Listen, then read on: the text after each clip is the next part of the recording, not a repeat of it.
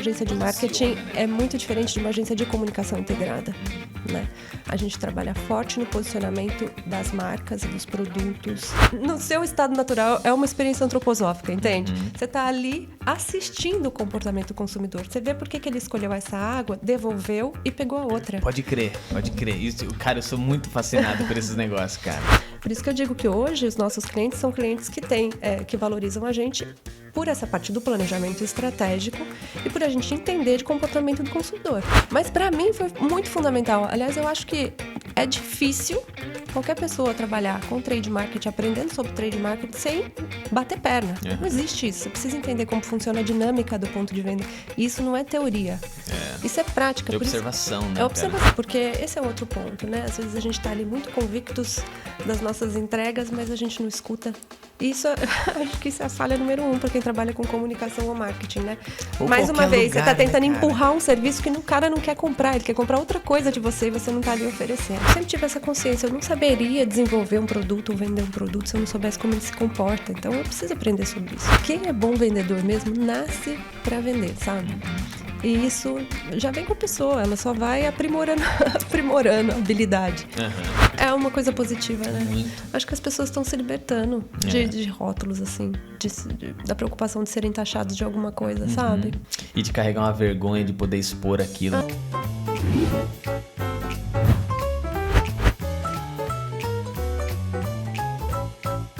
Vamos embora.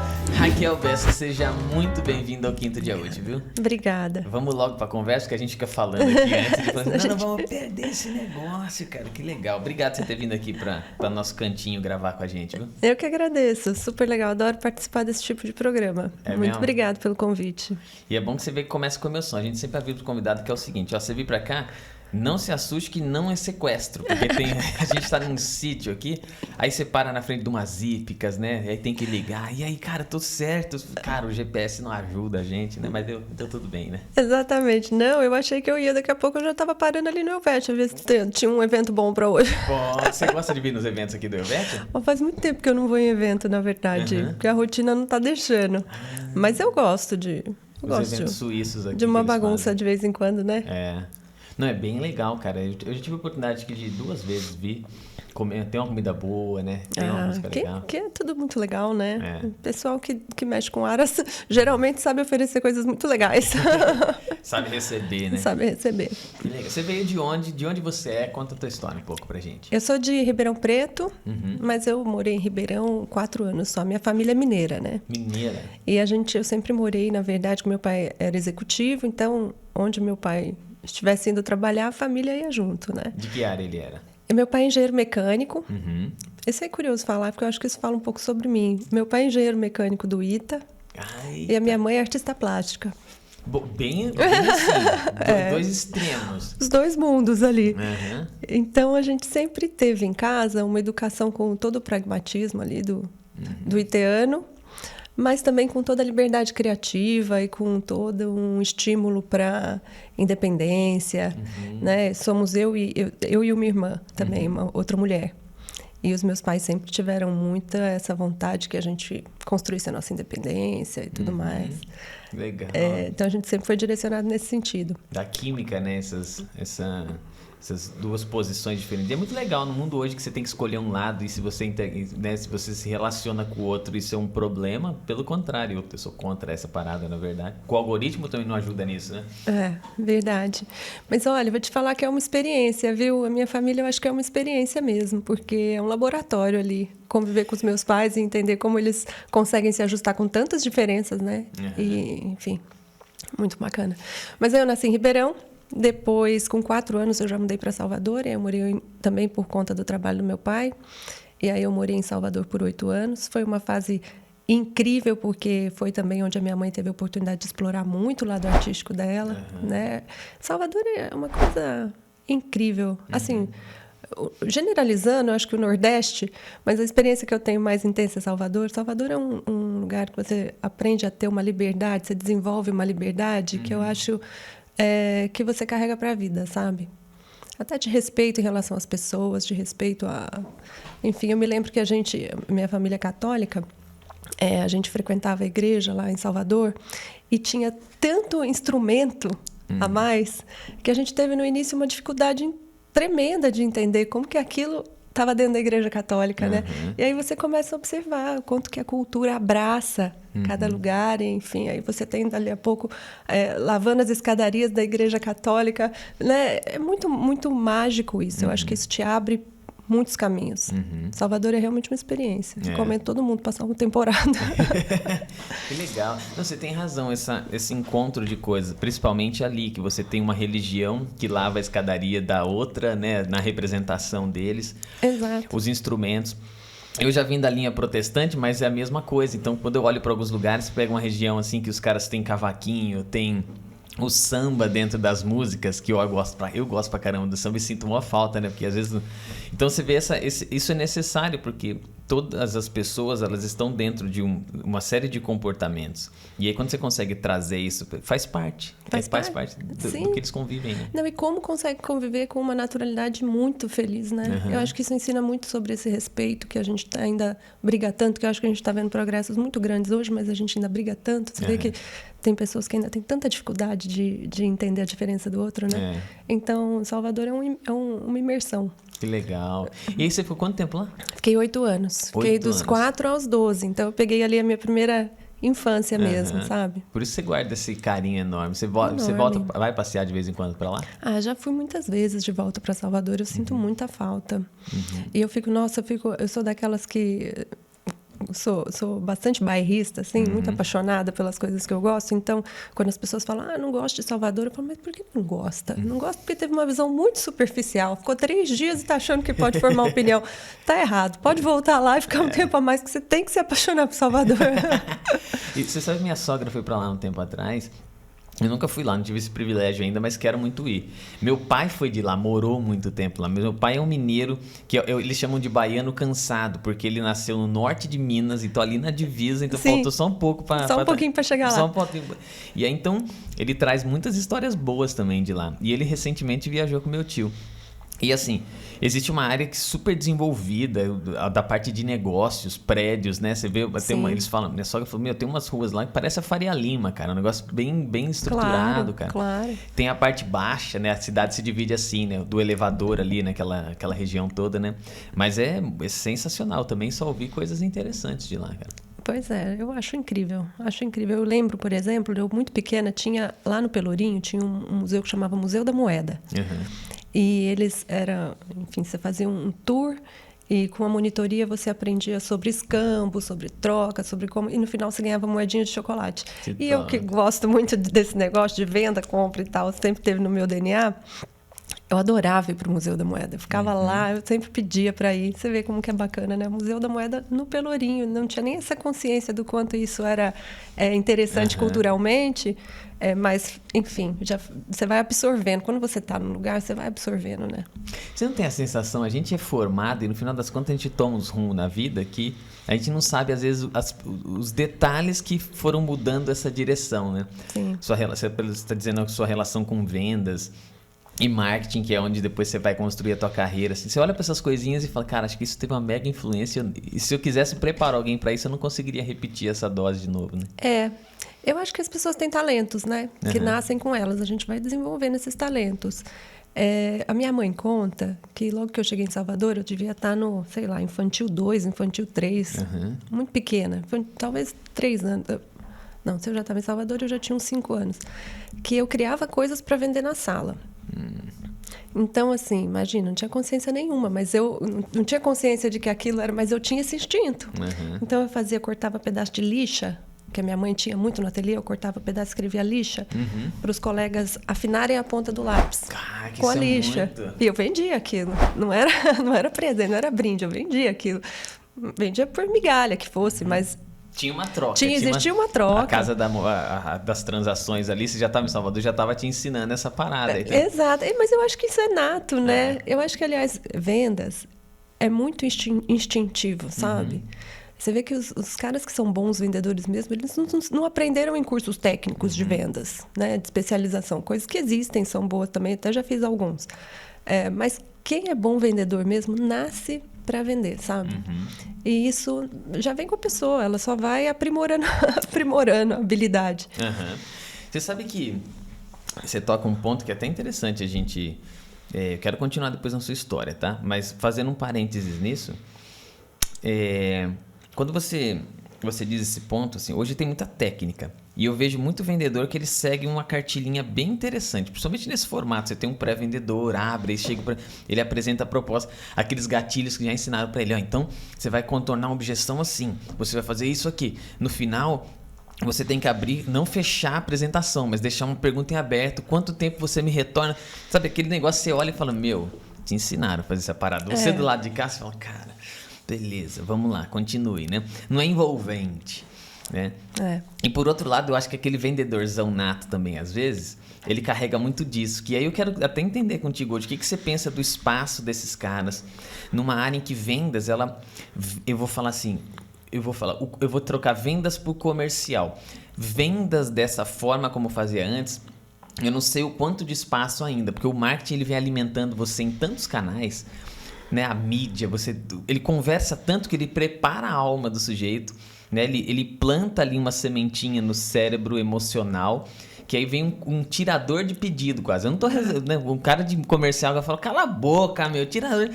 Mas é isso, né? Então, você acha que existe esse intercâmbio hoje com o marketing, ele facilita mais a vida do vendedor, não tendo a necessidade de encontrar pessoas com esse talento nato? Como é que você pensa? Puxa, tem muitas coisas aí. Só falando sobre o vendedor nato, eu acho que esse vendedor é o cara que ele pode vender qualquer coisa. Uhum. Aquele que nasceu vendedor, ele vende qualquer coisa mesmo. Já assistiu o Lobo de Wall Street? Já. Aquela cena, me venda essa caneta. Me vende essa... A gente brincava quando eu fui trainee no Anshan, a gente brincava, me vende essa tampa de caneta. E vender a caneta é fácil, né? Ia vender a tampa. Putz, seguindo a linha, assim, você tava com a sua mão assim, já tacava um risco na sua mão. Você falou, filha da mãe, por que você me riscou? Você quer proteção? Compra essa tampa aqui. Não, e a caneta quando estoura na bolsa, né? O prejuízo que não dá, né? Você precisa da tampa, é fundamental. Mas assim, então o vendedor nato, para mim, ele vende realmente qualquer coisa. Esse cara, ele pode ser um vendedor da 13 de maio, que ele vai ter uma super habilidade de convencimento, assim, aquela pessoa que é envolvente, né? Ele vai ter aquela habilidade de te trazer para o universo dele, despertar em você uma vontade que você não tinha e aquilo é dele. Ele vai vender carro, ele vai vender produto na indústria, ele vai ser um ótimo vendedor. E o vendedor mais técnico, que é o que você está falando, né? E eu acho que existem mesmo muitos cursos, né? A gente brincava um curso que eu fiz uma vez, ele falava assim, poxa, se a pessoa já começa a perguntar em quantas parcelas você quer pagar, é porque a venda já foi feita, né? Ela já está pensando no próximo passo, né? Então, você já convenceu, o convencimento já aconteceu. Então, você racionaliza a dinâmica da venda, e você faz ela acontecer, e é claro, o marketing ajuda muito nesse sentido, porque ele cria vontade nas pessoas, né? Então já chega a gente querendo. É muito mais fácil você vender para quem já quer do que você conseguir convencer uma pessoa que nem sabe que o produto existe, que ela precisa daquilo. O que eu acho que o movimento mais inteligente que está acontecendo no marketing recentemente é o seguinte, é de realmente conseguir vender o que as pessoas precisam, né? Não criar desejos fúteis, né? Ou supérfluos. É vender o que as pessoas precisam. Então, assim, isso vai desde o desenvolvimento de portfólio dentro da empresa. Quantas vezes quem trabalha em multinacional deve viver muito isso? A gente tem que nacionalizar um produto importado e aquele produto, às vezes, não tem nada a ver com a nossa cultura regional, não tem nada a ver com o Brasil, mas, enfim, faz parte da meta do diretor, você tem que trazer aquele produto para o Brasil. Como é difícil você tentar empurrar aquilo. Por quê? Porque não existe necessidade para aquele produto aqui. Então, eu acho que a tendência agora, o movimento que está acontecendo, é da gente trabalhar muito melhor os portfólios para ter, de fato, produtos que fazem sentido para as pessoas. Porque você fideliza muito mais. Quando você faz uma venda por impulso, onde você despertou ali, a pessoa acabou gastando uma grana numa coisa que ela não precisava de fato, a chance dela se frustrar em muito pouco tempo é muito grande. Né? Ela vai concluir que ela não precisava daquilo. Ela vai concluir que aquele dinheiro foi desperdiçado. E aí a chance dessa pessoa voltar é pequena. Mas você vender aquilo que de fato tem demanda reprimida, você sabe que parece com o seu consumidor, é muito mais suave e muito mais fácil de fidelizar. Né? Então, acho que é um movimento positivo, no sentido de realmente buscar vender o que as pessoas querem comprar. Sim. Né? Você sabe que tem uma coisa muito doida nesse ponto? Quando o fundador da Apple, o Steve Jobs, né? Ele falava assim, as pessoas não sabem o que elas querem, eu vou dizer, né? É basicamente isso, assim. Porque você fala para pensar, um iPod. Os caras já tinham um Walkman, era um outro conceito de escutar uma música ou de comprar uma música, né? Mas pega um iPhone. O iPhone, ele mudou um pouco a categoria de consumo desses aparelhos aqui, né? Uhum. Então, ele, de certa forma, há uma construção também. Porque eu não acho que o ponto eu entendi quando você disse do supérfluo, porque às vezes é aquela compra que o cara compra e ele sai arrependido, ele não tem prazer. Ele fala assim, cara, por que eu fiz isso? Nossa, mas... O que eu tô fazendo com essa na mão agora? Tô comprando algo que eu não gosto com o dinheiro que eu não tenho para agradar quem eu não quero, né? Então o negócio fica doido. Então acho que conseguir fazer esse entendimento todo é um ponto que eu particularmente tô envolvido há uns 7 anos na carreira. Então eu falei que eu tava te contando, né? Minha carreira vem de marketing, branding, e aí depois eu não me conhecia como um vendedor. Ao contrário de você, as experiências que eu tive com vendas, pelo menos na minha infância, foram sempre às vezes meio catastróficas, nunca foram tão boas. Então eu falei, cara, eu não sou um vendedor. Então eu não enxergava essa condição, sabe? Até que o Robson, ele me dá uma oportunidade e fala, cara, nesse mundo de consultoria não tem vendedor, tem consultor que vende projeto. Você não quer criar uma área de vendas transversal em que a tua área vai vender todas as soluções de consultoria e o consultor não se preocupa mais em vender, ele se preocupa em fazer essa parada. Eu falei, cara, mas eu acho que eu não sou vendedor, não sei. Ele falou, cara, vamos que eu acho que tem alguma coisa aí. E, pô, deu super certo, sabe? Pelo menos assim, deu super certo. Eu tô curtindo pra caramba, aparecem os resultados, né? E aí foi um negócio muito interessante, porque eu gosto dessa parada de conversar. O jeitinho mineiro da minha mãe me mostrou o quão importante é a empatia, de você falar, olhar no olho e começar a perceber as reações, gestos, a mão do cara. Então são coisas que eu falo assim, cara, eu faço isso hoje mecanicamente? Não, cara, é natural. A gente tá batendo um papo aqui e a gente vai se conhecendo, vai se vendo, vai entendendo, vai notando algumas coisas que não dão certo, o papo que não tá indo tão legal por aqui. Faz isso. Torna isso um processo, ensina as pessoas e vende um curso na internet. Dá pra fazer isso? Dá. Mas você vai criar um monte de simuladores.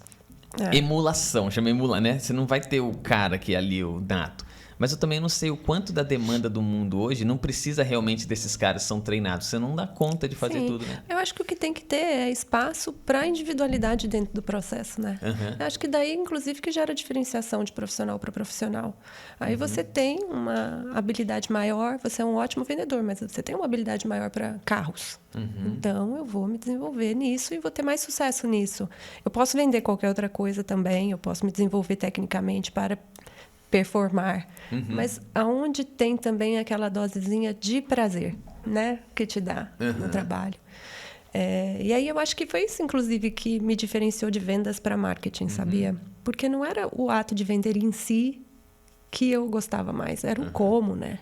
Como era toda o porquê. a cadeia chega nisso, era desenvolver, era saber que, puxa, as pessoas precisam afinar a ponta do lápis. Isso é um problema. Então, o que eu posso desenvolver e como que eu posso comercializar isso? Mas né? sem racionalizar essa estrutura. Porque, no fim, você entendeu essa parada e falou, tá aqui um negócio, você precisa. Exato. Né? Escreve meu nome aí. O cara falou, tá faltando a caneta. Pum, tá aqui, ó. Né? Um negócio muito doido, né? Aí você, enfim, depois que você vê que deu certo, você padroniza, multiplica, distribui, né? Aí você chama um cara que sabe de processo, né? Aí você vem aqui agora, me ajuda que essa parte eu não... Você gosta dessa, né, dentro dessa área, assim, até aproveitando que a gente está aqui, e eu vou querer continuando a ouvir a história da tua vida, mas você vê que as coisas se intercalam tanto, né? Comissão, bônus, você acha que... Como que você vê esses programas de remuneração hoje, inclusive na própria agência que você vai contar depois, a tua? Puxa vida, eu já vi experiências muito bem-sucedidas, experiências mal-sucedidas. De alguma maneira, a carreira em vendas ficou muito vinculada a isso, né? Ao extra, porque tem algum fator ali, até na personalidade mesmo desse perfil de colaborador que trabalha com vendas, que ele é motivado pelo... É a cenourinha que ele busca, né? Isso motiva ele. Para quem trabalha com marketing, é difícil para a gente, porque é um pouco imensurável, assim. Você conseguir fazer entender, né? O cliente entender que aquele trabalho... ele tem todo um racional por trás e que muito do resultado dele veio por conta daquilo, muitas vezes ele não enxerga, ele só enxerga a ponta. Então, a remuneração variável vai para quem está na ponta, fazendo de fato a venda, mas não vai para quem fez todo o desenvolvimento do projeto. Isso acontece dentro da agência também, né? Quando a gente, até mesmo se eu quisesse, lá na agência a gente não tem remuneração variável para ninguém. E se eu fosse promover uma remuneração variável, que é até um ponto que eu considero sempre, eu não promoveria para o atendimento, né? Porque toda a cadeia que trabalhou para o desenvolvimento daquilo, está todo mundo trabalhando. Então, agora, como criar essas métricas dentro de um negócio pequeno de serviço é difícil, porque é muito intangível para a gente. Acaba que você consegue desenvolver os KPIs ali para mensurar mesmo, esse, né? O KPI do resultado da venda. Colheu ali, né? Exato. Então, você acaba tendo que trabalhar em cima do resultado positivo da empresa. Né? E aí é muito mais fácil você associar isso a uma participação nos lucros. Estou falando a minha realidade, empresa de prestação de serviço. Né? A uma participação dos lucros ou um benefício, mas que, para mim, a premissa lá na agência é desde que possa ser estendido a todos. Então, na minha equipe são PJs e chega no final do ano, se puder, vamos emendar e a empresa vai... cobrir, não vai, né? Vamos pagar as férias, etc., desde que possa viabilizar para todos. Nunca vai ser para um ou outro da equipe. Eu me sinto mal com esse tipo de gestão, sabe? Agora, dentro da indústria, é muito difícil da gente, enfim, de pensar como isso seria diferente. Existem as participações nos lucros, né? E tudo mais. Mas aquela remuneração variável mensal mesmo, como fazer isso de maneira distribuída para toda a equipe é mais complicado.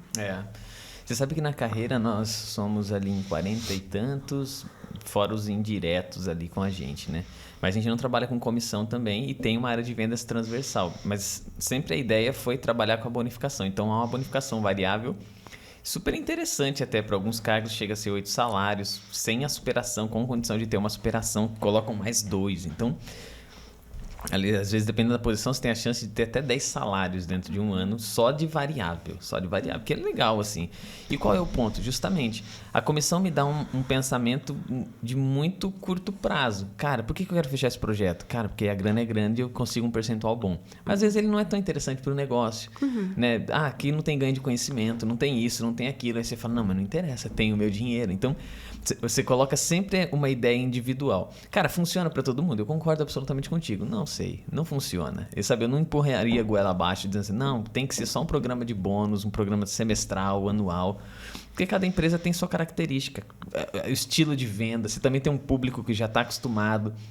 E aí ele falou, não, a empresa do lado, concorrente nosso, faz isso. Se você não fizer, eu tô fora, tá fora. Então, né, você acaba se rendendo ao sistema da forma como ele se organiza, né?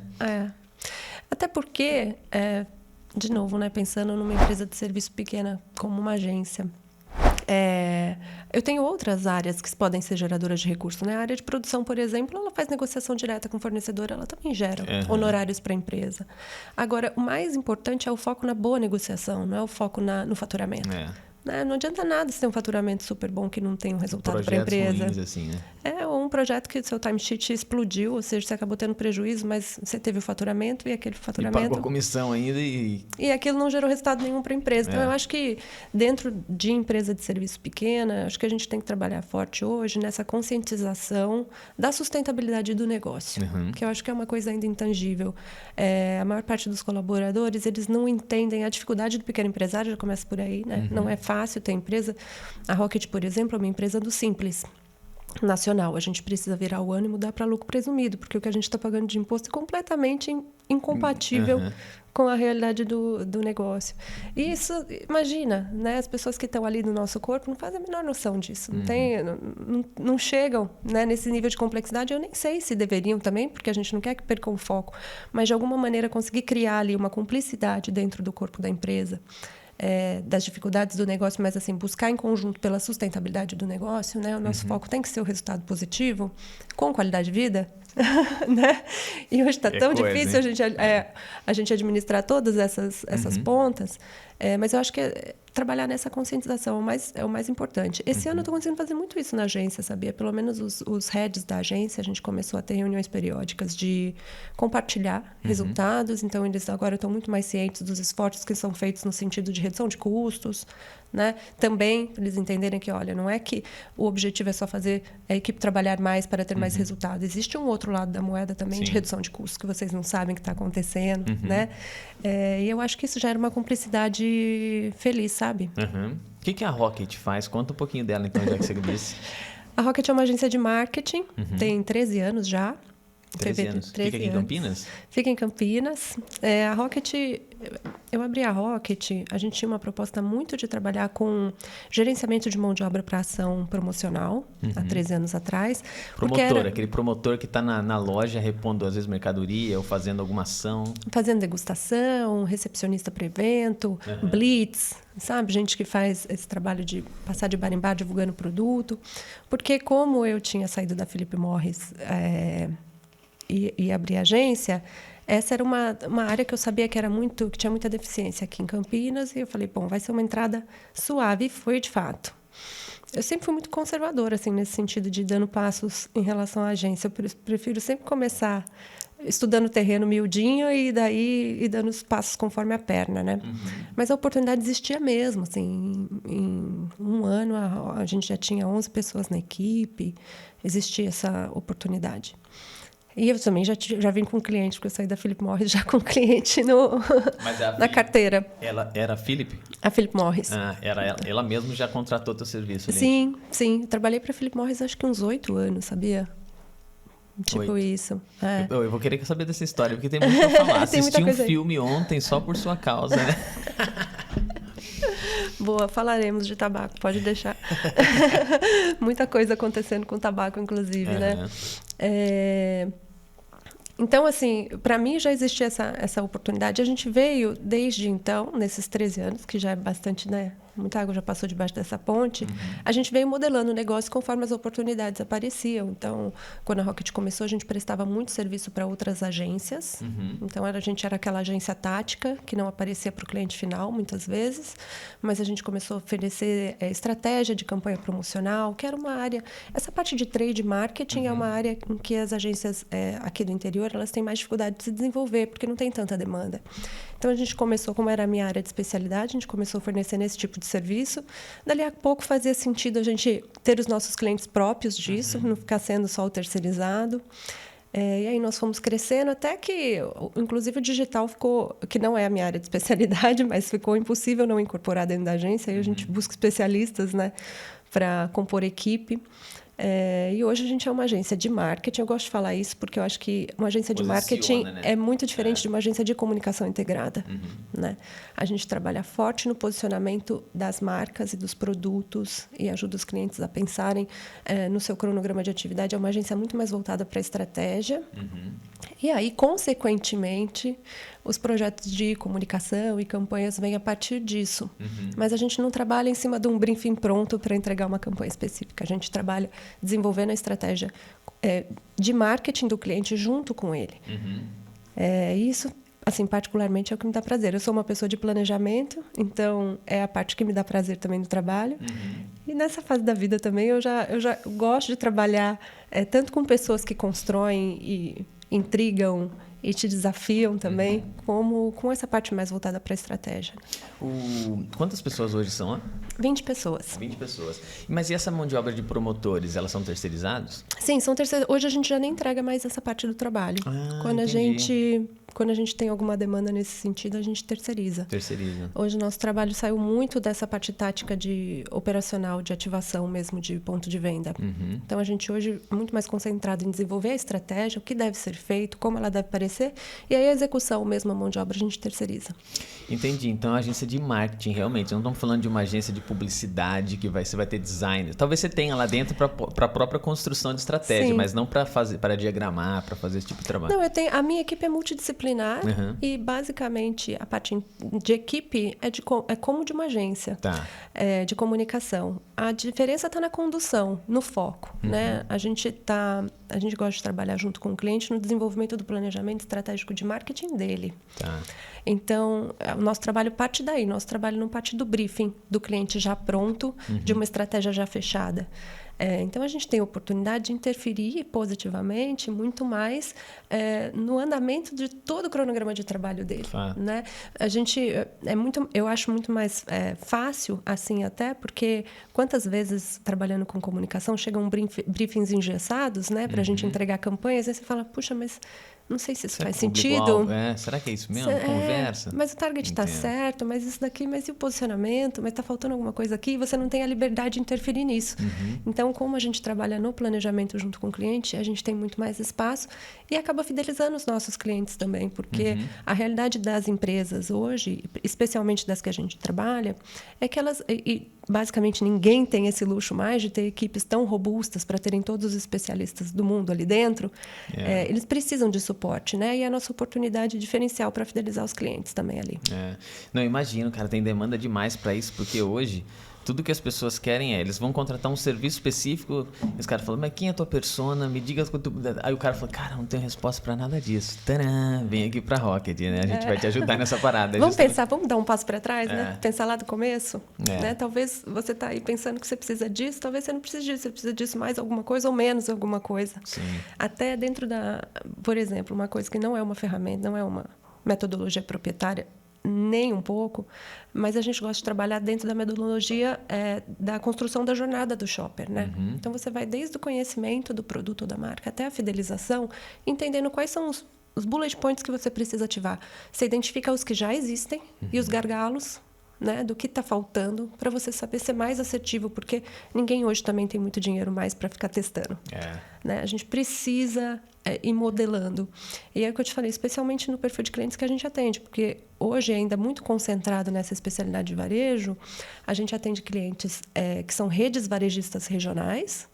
Então, a gente tem oportunidade e gosta que eles... O fato dele, eu acredito muito no regional, acho que existe uma potência no regional. Então, mas eles têm essa carência dessa assessoria mais próxima, porque eles não conseguem ter uma estrutura tão robusta. E indústrias de pequeno e médio porte, que também são muito dependentes e ligadas, geralmente bens de consumo não durável, que são muito ligadas ao ponto de venda. Porque, para mim, ponto de venda é laboratório de comportamento, assim. Você acha que ele vai acabar nessa linha? O ponto de venda ele passou a ser digital também, né? Parando para pensar nessa linha, né? Não aquele ponto que eu experimentava um calçado ou coisa desse tipo, né? Mas eu também concordo que isso é um... Eu escuto as pessoas... Eu tô lendo um livro que chama Love Marks. Já leu esse livro? Não. E ele fala muito sobre isso, dessas criações, dessas marcas que são amadas. Tipo uma Apple, sei lá, outras que a gente tem. E tá muito nessa relação, que ele fala para os caras de estratégia, dizendo assim, tire a bunda da cadeira, vai ver o teu cliente comendo o teu produto. Literalmente, a gente tá comendo uma bolachinha agora aqui, né? Por que eu escolhi esse docinho, assim... Né? O que tem por trás dele? Porque não é simplesmente você botar um negócio para dentro. Tem coisas que cercam, né? A bebida que você bebe, ou o cigarro que você fuma, né? Então tem muito dessa relação. E o ponto de venda ajuda nesse ponto, né? Assim, eu acho espetacular, tá? Desde que eu comecei a trabalhar com bem de consumo, que eu tinha um roteiro de 25 pontos de venda para visitar por dia. 25? Não, isso então quantas horas você trabalhava por dia? Trabalhava 8 horas. Mas eu tinha 25. Ué, vendedor? Você acha quantos pontos de venda vendedor da Coca faz? Não, vários, né? Ele já 60 ou 80. Por dia. Por dia. Mas é aquela história que a gente está falando, né? Você tem hoje, que a gente está falando, você faz a venda ou você tira o pedido, né? Porque aí você tem lá todo o histórico de venda, você trabalha a reposição. É isso aí. Ele trabalha a argumentação de vendas ali quando ele tem que inserir um SKU novo, quando ele tem um produto sendo lançado, aí ele vai ter que ter uma persuasão maior. Fora isso, ele põe na bota, como a gente fala. E ainda assim, você tem uma campanha publicitária muito forte ajudando nisso. Você tem um insumo de flyers e uma série de coisas que o cara fala, você quer? Se você botar aqui dentro, a gente te dá uma ajuda com tudo. Cara, tipo...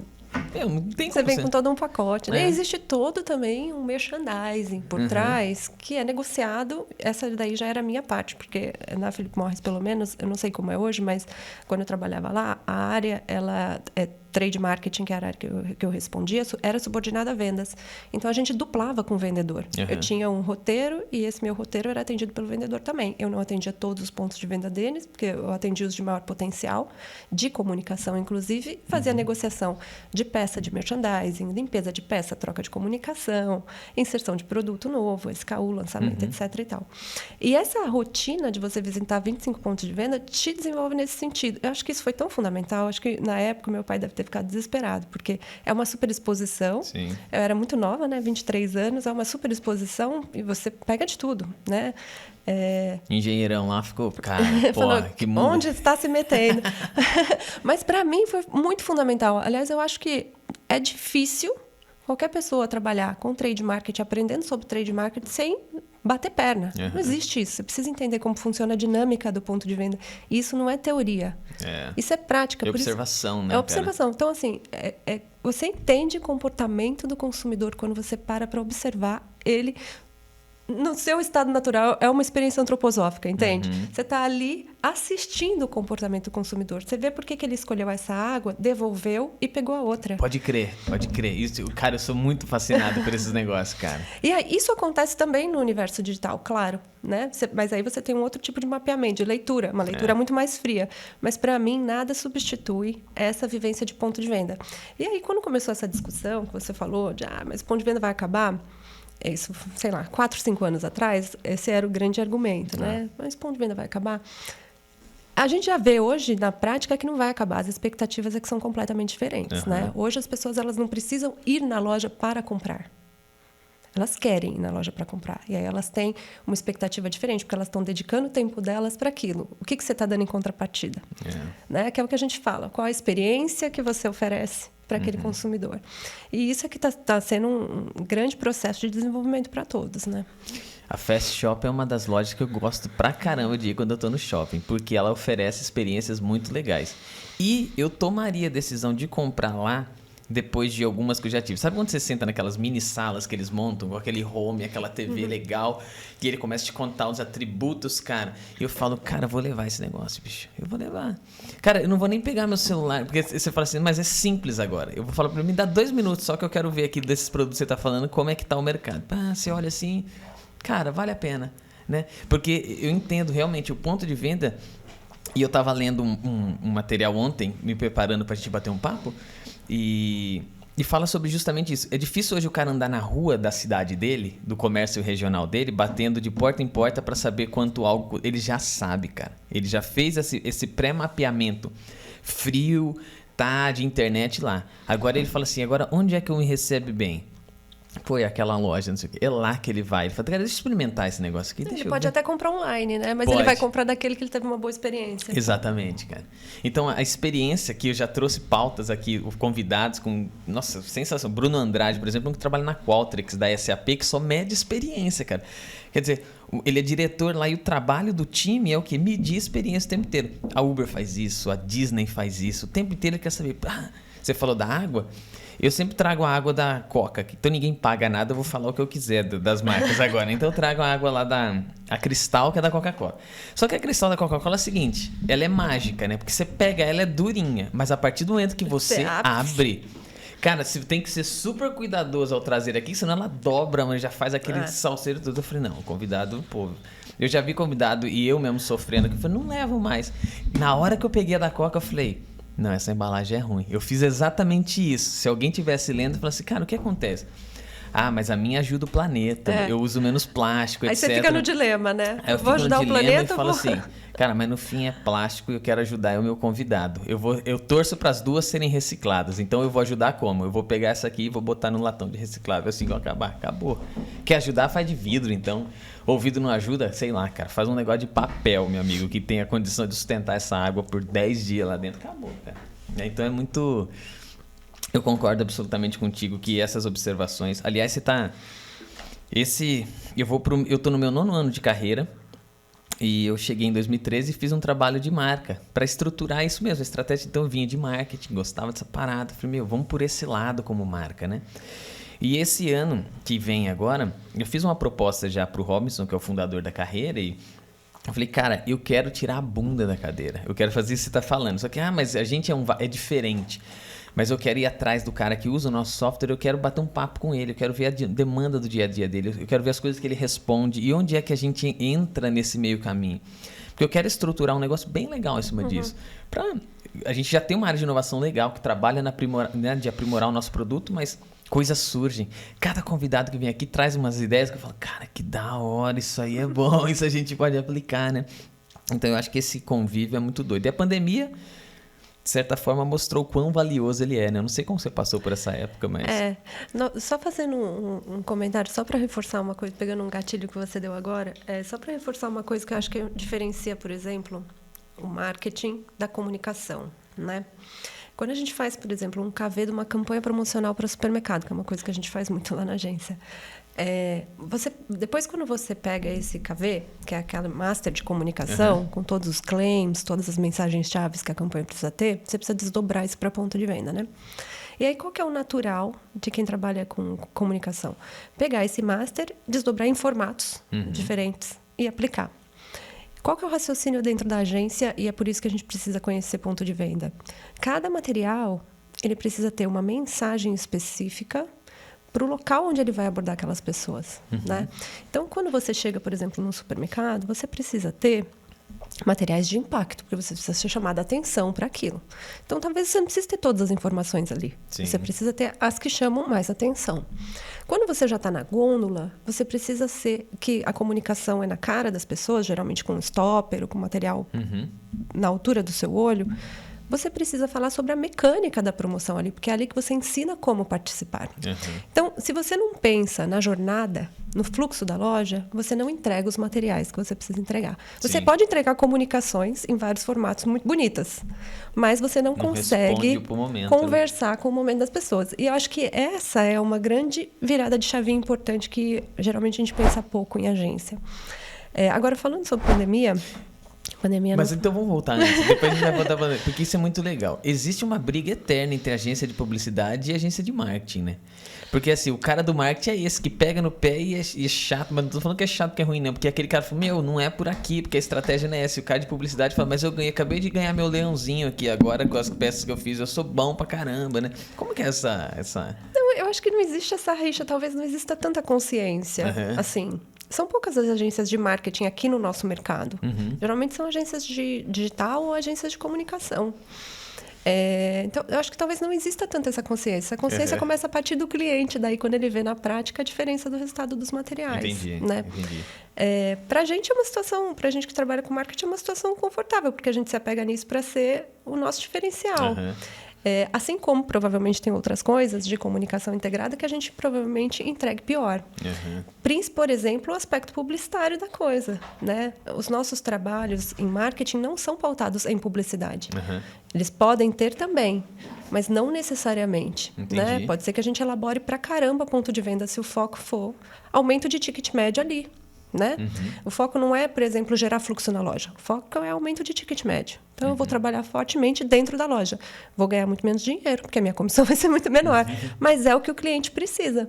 E quando ele precisa de uma estratégia voltada puramente, por exemplo, à publicidade, talvez a gente entregue menos nessa ponta, porque não é tanto a nossa área de especialidade. Então, eu acho que cada um surfa naquilo que entende melhor mesmo. E por isso que a gente vai buscando dentro da carteira de clientes, adequar os clientes àquilo que você sabe entregar melhor. Né?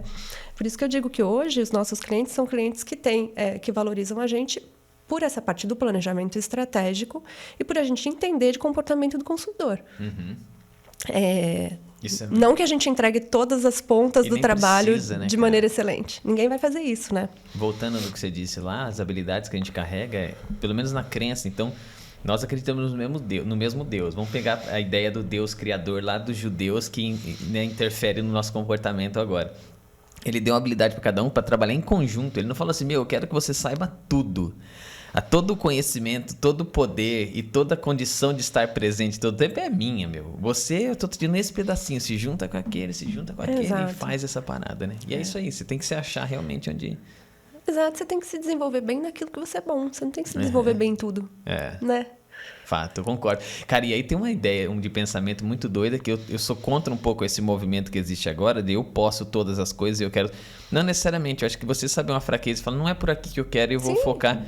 Não é um sinal de fracasso ou de... Sabe, de... Sei lá, cara, de abandono. Fala, por que você não melhora? Porque, cara, não é por aqui que eu quero. Não é perfil. Exatamente. E tudo bem no seu perfil, né? Às vezes aparece isso mesmo, de clientes que a gente vê e fala, eu queria atender, a pessoa é massa, o projeto é massa, mas não é nosso perfil. Sim. A gente tem que saber admitir isso, mas não é a gente. São todos os profissionais. Pode ser um médico. Está extrapolando a minha área de aprendizado, vou te fazer um encaminhamento. Isso tinha que ser, a gente tem que normalizar isso, né? Sem parecer que é isso que você falou, um fracasso. Um fracasso. Não é perfil, e tudo bem. Que Sim. bom que a gente consegue ter pessoas se desenvolvendo em áreas diferentes que a gente possa fazer encaminhamento, tá tudo certo. E isso causa, às vezes, frustração pra caramba, porque você vê, por exemplo, uma revista, você fala, quem tá na capa da revista? Ah, tá o presidente da tal empresa. Aí você fala, pô, mas eu... Será que isso... Cara, você não nasceu pra ser presidente. Pô, mas como assim? Não sei o que, eu vou, não sei o que. Cara, faça uma leitura individual. Às vezes você fala, cara, realmente, eu não nasci pra liderar, eu não quero esse tipo de coisa, eu não me sinto bem, acabou. Então, não... Vai ser um especialista, tá tudo bem. Exatamente. Não tem problema, né? Mas, enfim, eu acho que as competências estão aí mesmo para a gente se enquadrar nelas e aceitar. Eu acho que essa autoaceitação... Aliás, esse é um movimento... Eu estava lendo... Como chama a matéria? Demissão invisível. É um movimento que está rolando. Enfim, porque as pessoas elas estão buscando... O slowdown que aconteceu fora do trabalho, agora as pessoas estão buscando trazer isso para o trabalho, né? Que eu acho que é bastante natural, principalmente depois do momento traumático que a gente passou recentemente, né? E como que a gente aprende a lidar com isso? Porque não é fácil. As demandas continuam, a empresa continua precisando ser sustentável, a gente precisa da cumplicidade de todo mundo, mas, ao mesmo tempo, a gente quer, sim, respeitar, né? O momento de cada um. Sim. Eu tenho que falar isso por mim. Eu tenho 2 filhos pequenos, Eu ia te super perguntar dependentes. Quantos anos ele tem? O meu mais novo tem 6 e o mais velho tem 9. 9. Pô, idade boa, né? Eu tenho um com 8 agora e um com 1 aninho. Ah, Fê Maria. 1 aninho ainda vai penar muito. Vai chegar no outro, né? Tô trocando fralda, tô vivendo um momento, cara, delicioso, com outra cabeça pra curtir o neném. Quero até mais, viu? Minha esposa é que não quer, né? Mas... Oh, tô guerreiro você, hein? Como ela disse, você não carrega, né, menino? Então fica fácil você querer mais, né? Pois é. Os meus ainda são muito dependentes, né? De mim, assim como os seus são de você. E eu quero ter espaço para essa dependência, ela é necessária, né? Então, eu preciso fazer... Aliás, eu só tenho empresa... Isso é uma coisa interessante, né? Eu só tenho agência porque, naquele determinado momento da minha vida, eu estava determinada a começar a construir a minha família, né? E eu sabia que no ritmo que eu trabalhava, de 16 horas por dia, 17, eu não ia... 40 pontos de venda por dia. Nem, eu já tinha passado dessa fase, mas trabalhava ainda muito mais horas. Que eu quero entrar nessa fase, né? Mas antes de falar disso, é mais fácil ser funcionário ou ser empresária?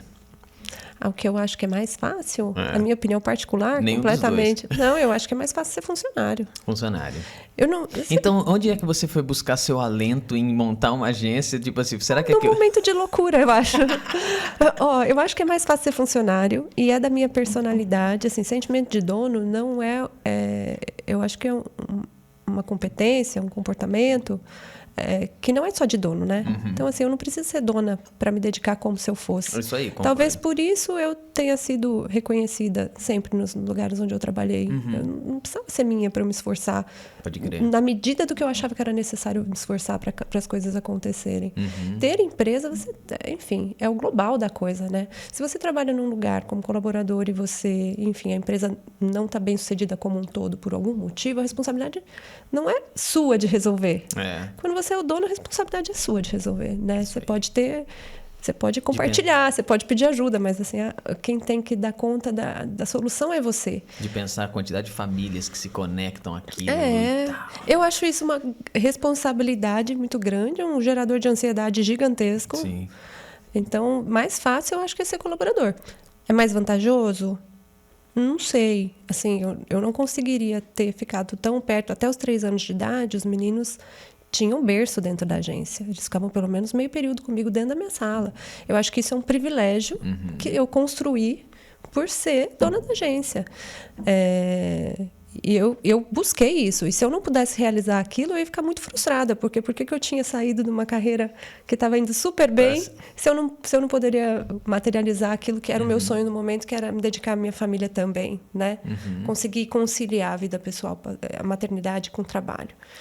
Cara, e veja só, você foi então muito privilegiada, e agora você vai me dizer, eu construí esse privilégio, Emerson, porque assim, não é a mesma condição que muitas das mulheres têm. Sim. E às vezes elas optam por não querer ser mãe, porque a condição de trabalho momentânea não abre essa possibilidade. E depois há uma frustração. Ou tem mulheres que escolhem e falam, eu não quero ser mãe mesmo, por várias opções, né? Então, Eu vi que você está engajado também nisso. Mas você vê como é que as coisas nós conversamos? Porque eu queria da pandemia, mas eu já estou emendando em outro. Você colocou um privilégio que você teve como mãe de 2 meninos. Você está ligado a um grupo APP. O que a APP necessariamente é? E você é membro também dos grupos de mulheres do varejo. Conta um pouquinho desse engajamento teu aí. Eu sou vice-presidente da APP. A APP é a Associação dos Profissionais de Propaganda. Uhum. A APP é uma associação bem forte aqui na nossa região. Grande parte das agências que estão aqui até Sorocaba, é toda a área de abrangência. Campinas, Sorocaba, essa região do interior, essa sim. megalópole que eles chamam assim, né? Que conecta com São Paulo. Fazem parte da APP Campinas. O Samuel Leite, da Digitale, que me chamou para duplar aí, ele é o presidente da APP, me chamou para duplar nesse biênio, então é 2022, 2023 a nossa gestão. E a gente veio com uma proposta de trabalhar algumas pautas dentro da APP. A APP é importante, é um desafio para a gente que a APP seja, de fato, a associação dos profissionais, não a associação dos donos das agências. Legal. Então, a gente precisa, de alguma maneira, conseguir ampliar essa comunicação, trazer mais pessoas para perto e assessorá-las, de alguma maneira. E a gente também trouxe alguns casos, assim, algumas pautas de fato. Então, tem essa democratização da APP, que é a nossa prioridade. A gente também criou grupos, a gente descentralizou a gestão da APP. Então, hoje a gente tem 6 comitês e cada comitê trabalha com independência, criando assuntos e trabalhando temas que independem da diretoria executiva da APP, com autonomia, com liderança. Entre eles, 2 que a gente trouxe de novidade esse ano, que é o Comitê de Diversidade, que está fazendo um trabalho incrível, e eu acho que é uma pauta fundamental. Sim. O Comitê de Diversidade hoje ele é necessário. Aliás, o grupo de diversidade dentro de cada empresa devia ser necessário, né? Porque é engraçado como a gente precisa assumir que a gente não sabe e a gente precisa ouvir mais do que falar, né? Então, não adianta. Então, submeter, inclusive, o que a gente está fazendo em comunicação a grupos de diversidade é fundamental, porque a gente corre o risco de estar ofendendo sem querer, por pura ignorância, né? E a gente precisa desse calibre, a gente precisa ser calibrado, a gente precisa admitir isso. Às vezes a gente tem muita resistência nesse sentido. E um outro grupo que é o grupo de mercado, liderado por 2 pessoas do mercado, então não são de agências, a Letícia Guilhermino da Nortel e a Fernanda Dalben, da rede de supermercados Nortel Dalben. Eu conheço, trabalhei na Starret, a gente vendia muito para a Nortel.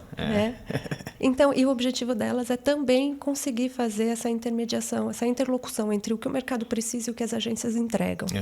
Porque esse é outro ponto, né? Às vezes a gente está ali muito convictos das nossas entregas, mas a gente não escuta. Isso, acho que isso é a falha número 1 para quem trabalha com comunicação ou marketing, né? Ou mais uma vez, lugar, você está tentando né, empurrar um serviço que o cara não quer comprar, ele quer comprar outra coisa de você e você não está ali oferecendo. E qualquer lugar, pensa o cara do RH, por isso que eu trago esse tipo de pensamento, porque às vezes você quer botar um benefício, quer fazer um ajuste, mas você fala, cara, o teu público não é esse, ele não quer essa parada, vira top-down e a experiência não é boa, né? Não é boa. Então, a APP está sendo uma experiência muito feliz nesse sentido. A gente está conseguindo alguns progressos muito bacanas. Está rolando um projeto junto com a prefeitura da gente passar a ter um espaço da APP dentro do espaço público, onde a gente vai ter mentorias disponibilizadas pelos voluntários da APP, que são donos de agência, outros profissionais, até mesmo as meninas de mercado, para terceiro setor e estudantes, que possam submeter seus projetos para ter uma consultoria especializada. Tem várias coisas acontecendo na APP muito bacanas, estou muito animada. E como as pessoas se associam ali? Basta entrar em contato. Tem valor, alguma coisa assim? Tem valor mensal, tem pacote, seja para pessoa física, estudante, ou agência, ou outros fornecedores, porque devem fazer parte da APP também veículos, né? Que muitos deles são mantenedores da APP também. Outros fornecedores. O que a gente quer ali é um grande network de pessoas que trabalham com comunicação. Né? E o Mulheres do Varejo, Mulheres do Varejo foi apresentada por uma colega que eu conheci na NRF. NRF é um evento que acontece anualmente em Nova York. É a maior feira de varejo do mundo, que acontece todo ano. Tem 4 anos seguidos já que eu fui para esse evento, desde que eu comecei a me dedicar mais forte para o varejo. E qual é desse evento, antes de chegar na resposta? Me interessei, continue. É muito legal. É? É muito legal. Porque, assim, o evento... Primeiro que eles trazem ali... São 3 dias de congresso, com uma feira. A partir da feira, eu confesso que é o que eu menos me dedico, porque eu estou muito mais interessada no conteúdo do que na parte ali de fornecedores, de desenvolvimento de tecnologias. Eles trazem palestrantes e cases do mundo inteiro, e você fica sabendo tudo que está acontecendo no varejo no mundo. Então, o que tem de inovação, de pioneirismo, de novidade. É assim, são 3 dias de loucura. Entendi. Loucura incrível, sabe? Aquela que você assiste 12 palestras no dia, sai com a cabeça fervendo e ainda achando bom. Pode crer. E depois a gente tem um período... Nova York é muito preparada para esse evento, né? E lá você encontra... É o berço do negócio, assim, né, cara? do capitalismo, né? Do consumo, né, cara? Então, aí a gente passa alguns dias fazendo roteiro de rua e conhecendo tudo que existe de novidade nas lojas lá. Então, quando a gente fala em experiência, né, que você está falando, gosto da Fast Shop, fala, putz, tem coisas incríveis para te contar, que vão muito além do que o Fast Shop oferece. Porque quando a gente fala em experiência hoje, ela entrega muito mais do que a própria loja vende. Sim. Né? São coisas loucas, assim. O próprio, só citando um que eu adoro aqui, que já nem é mais tão novidade, mas eu continuo adorando. O Starbucks lançou um modelo novo de loja. Você não tem interação com ninguém. Você pega as coisas e debita sozinho do seu cartão. O quê? Como assim? Da Starbucks. Não. Sim, não. Agora você também tem modelos de loja que você compra pro aplicativo, só passa para retirar. Mas essa específica que eu quero falar, que é o Reserve Roastery, é uma loja gigante. São lojas, acho que tem 6 no mundo. Tem Xangai, acho que Milão, e tem Seattle, tem Nova York. Eles são lojas gigantes, assim, lojas de 3 mil metros quadrados, onde você não encontra o café tradicional do Starbucks. Você só encontra versões muito aprimoradas de café e experiências de degustação. Então, assim, eu tomei um café curtido no barril de uísque, servido como uísque. Caramba, você não toma o café padrão. Aliás, se você não encontra, se você quiser tomar um chocolate quente lá, você não consegue. Não tem. Lá é só para você descobrir novos mercados e, sei lá, dar a chance da pessoa experimentar. Experimentação. É pura experimentação. Você experimenta o café, mas você experimenta o ambiente, que foi completamente elaborado para isso, né? Todo um trabalho de pé direito, de arquitetura. É realmente diferente. Tem muito mais gastronomia. Então, diferente das lojas padrão de Starbucks, que você só tem aquelas coisinhas básicas, né? O cookie, tal. Lá você tem muitas outras coisas e o foco é muito mais na degustação. É muito bacana você entender como que a marca está elaborando e entendendo que eles, na posição de líderes, precisam estar sempre à frente, né? Então, isso acontece em Nova York, a gente tem essa imersão. Quando você vai para lá, você monta uma caravana ou você vai sozinha? Assim? Eu geralmente faço parte da caravana de alguém, né? Entendi. Tem delegações, tem várias delegações. O Brasil está entre os top 3 países com o maior volume de pessoas nessa feira. Essa feira chega a ter 40 mil pessoas esse ano, especificamente ela estava bem menor, depois da pandemia. Acho que tinha 25 mil pessoas. Caramba! Mas é uma feira para 40 mil pessoas e a delegação brasileira é das maiores delegações que tem lá. E assim, só pode gente que está ligada ao ramo da propaganda, assim, ou pode ser um cara que é um entusiasta que acha que dá para tirar coisa de lá? Tem pouca gente de propaganda, tem mais gente de varejo mesmo. Legal. Então, um network super legal, porque você entende, você escuta os colegas, né? Você entende qual a dificuldade deles. Você não fica ali só aquele crítico que está do lado de lá, que não vive o problema, que está só palpitando sobre. Você contribui, né? Você entende o problema dos colegas que são do varejo de fato. Quando acontece? Acontece de janeiro, todo janeiro. Janeiro? Pô, legal isso aí, hein? É muito Você vai legal. no outro janeiro, é difícil a gente falar sobre o futuro, né? Mas tanta coisa acontece, mas... Eu quero. Esse ano que vem, eu tava querendo ir. Se não for para a NRF, eu queria ir para o SXSW, que eu nunca fui. Que é um maior evento de inovação, que acontece, acho que em Dallas. Texas. No Texas. E vamos ver se eu consigo, mas também o meu visto está vencendo em maio. Se eu não conseguir renovar o visto, eu não consigo ir nem para um nem para outro. O meu venceu agora eu fui em maio e junho, meu visto vencia em julho, então... já venceu, então. Venceu, mas eu vou renovar ele agora, porque oportunidades assim, né? Você fala assim, não vou por quê? Porque não tem não, deixa por 10 anos lá. Não, é muito, eu acho que vale muito a pena. E eu volto de lá sempre com referências para trabalhar com os meus clientes o ano inteiro. Imagino. Então, assim, geralmente as apresentações que eu faço, que tem uma defesa conceitual de um estilo, de alguma coisa, eu trago referências de Nova York. Esse ano eu fiz apresentação já para clientes grandes, toda com base na experiência de loja da loja nova do Google, por exemplo. Então, que é uma loja Muito bacana. Então, é engraçado como as empresas de tecnologia já entenderam que elas precisam humanizar a coisa, né? E humanizar a coisa não significa só criar a Alexa, não. Significa você também ter um ambiente mais humanizado, né? Então, as lojas, elas estão muito menos frias.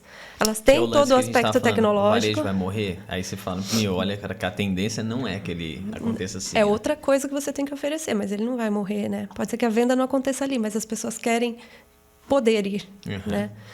Então, a loja do Google, ela tem muita experiência tecnológica, mas ela não tem a frieza da experiência tecnológica, né? Ela é uma loja... O acabamento dela é todo feito em madeira, em tons de amadeirado. Ela tem uma proposta de sustentabilidade também, então tudo que está lá dentro é sustentável.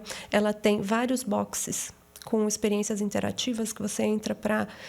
que você falando ativa todo o potencial enfim... Não lembro como chamar a Alexa do Google. Hey Google. Hey Google. Hey Google. É o... Cara, eu tenho um negócio desse lá em casa e eu não sei o nome. Mas você ativa ele com Hey Google, né? Então, Google Nest. Isso. Então, você entra em cada box desse, você tem todas as possibilidades ali de interação. Abre cortina, fecha a cortina, faz isso, faz aquilo, parará. Tudo conversando, com as indicações de como você conversa. São vitrines interativas dos produtos que são, assim, maravilhosas de encher os olhos. Então, você vive essas coisas. Eu fotografo tudo, arquivo tudo e uso tudo como referência para projeto. E aí a gente acaba tentando trazer e atualizar também o nosso mercado a partir dessas coisas que estão acontecendo lá fora, né? Que legal, cara. Pô, eu acho isso muito legal porque eu vejo um intercâmbio bem interessante. Quando eu cheguei nessa área aqui, e eu olhei e falei, cara, que potencial que essa área de remuneração tem. E é uma área assim que às vezes, cara, isso é consultoria, cara, isso é pesquisa. Eu falei, mas não é só isso. E por ter vivido algumas outras coisas fora, eu falei, cara, tem muita possibilidade. Isso tudo eu enxergo com possibilidades. Eu falei, cara, qual é a correlação que existe? Eu falei, não sei montada aqui ainda, mas quando eu vejo alguma coisa inspiradora, eu falo, cara, a gente pode mudar os nossos produtos também. A gente Total. Total, cara. Não, aliás... O que mais precisa... Aliás, dizem que o sucesso... Dizem não, eu vi isso na NRF também. O sucesso dos chineses é a capacidade deles de adaptação de cada produto, né? A gente aqui demora anos para fazer uma alteração de portfólio. Eu vi lá um Allbirds, era um tênis da Allbirds, que eles fizeram 27 alterações no tênis em um ano. Né? Então, assim, a capacidade de você escutar e fazer adaptações do seu produto para adequar a necessidade do consumidor deles faz com que eles sejam uma potência. Além da capacidade produtiva também, mas, pô... Isso é muito incrível, né? Cara, e foi muito doido. Você fala desse do mercado chinês e os americanos trouxeram para perto para desenvolver e eles acabam falando, deixa que a gente corre com a própria perna e agora ameaça a primeira economia do mundo, né? Porque condição para isso tem, né? Os carros elétricos, algumas marcas, como eles estão adaptando. A própria Chery no Brasil, por exemplo, quando chega, você fala, carro chinês, etc. Mas assim como o carro japonês chegou nos Estados Unidos e hoje o carro mais vendido do mundo é um carro japonês, você pega os caras que estão adaptando os carros e fala, cara, que isso, alta tecnologia, não perde pra ninguém, cara. Você fala, cara, é muito rápido isso. Muito louco. Muito louco. Bom, mas me diga então... A gente ia falar de pandemia, né? Você vê que legal isso aqui, né? Me diga de pandemia, como é que você passou por ela? Porque às vezes você fala, mas semana acabou. Tava ouvindo hoje, acho que coloquei na Jovem Pan, não sei qual era, tava dando aquele retorno financeiro, eles são uns cortezinhos assim, e tem um lockdown de novo numa região específica da China, 21, 22 milhões, então já interfere as bolsas europeias, então a gente já entra, a gente acorda com o mercado já funcionando algumas horas à nossa frente, né? E aí você fala, cara, então será que passamos por ela ainda? Ou tem mais coisas por vir? Como é que você passou por isso? A pandemia foi... Nossa, dura. Eu lembro logo um pouquinho, acho que foi março, né? De 2020. Eu lembro quando a gente estava falando daquilo e a pandemia estava chegando, a sensação que eu tinha que era uma coisa que era como se fosse uma nuvem de poeira que estava literalmente chegando e a gente estava tentando correr dela, né? Porque teve uma pessoa que trabalhava com a agência que falou, minha avó teve contato com uma pessoa que tinha Covid. E aí você já começa a fazer toda a cadeia, você vira e fala, mas a sua avó teve contato com você? Né?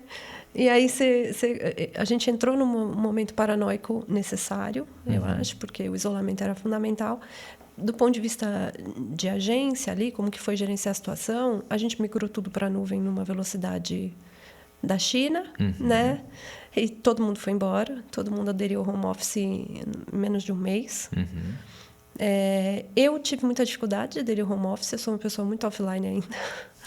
tive muita dificuldade, mas isso também era por conta da dinâmica da minha casa. Com as crianças pequenas em casa, eu não estava conseguindo trabalhar. Então, eu ficava no período da manhã fazendo Até então, aula um virtual. tinha 3 e o outro tinha 6, porque eu já passo 3 anos quase isso aí, né? Exato. Então, eu tinha aula virtual deles e toda a dinâmica para organizar da vidinha deles, que a gente está tentando manter com... Eu moro em casa, graças a Deus, então isso amenizou um pouco a situação. A gente tinha como ver um pouquinho de céu e de chão, né? Então, passava a manhã tentando administrar a situação com eles e organizando a minha agenda para conseguir focar e trabalhar no período da tarde. Aí, à tarde, ia para a agência, ficava lá sozinha. A gente estava numa casa super grande na Nova Campinas, aqui em Campinas, que a gente tinha reformado para comemorar os 10 anos de Rocket. E aí, aquilo me batia uma deprê forte, porque eu estava ali naquele lugar que era incrível, que foi super sonhado, etc., mas que estava vazio, né? Tipo o Google, tipo Apple, não, tipo a Apple, que fez um mega de um prédio também, né? E você teve a mesma sensação. Escala menor, né? Mas mais a mesma coisa. Tipo Apple, estou me achando agora.